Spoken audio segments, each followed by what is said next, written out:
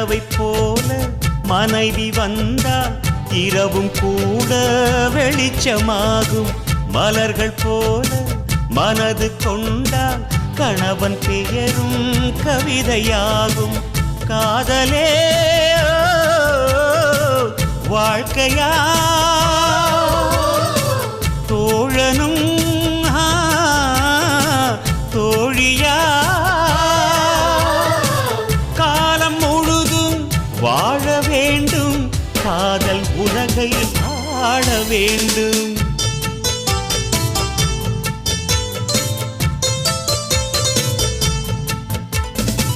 வாழ்க பல்லாண்டு கல்யாண வாழ்க்கை 100 ஆண்டு.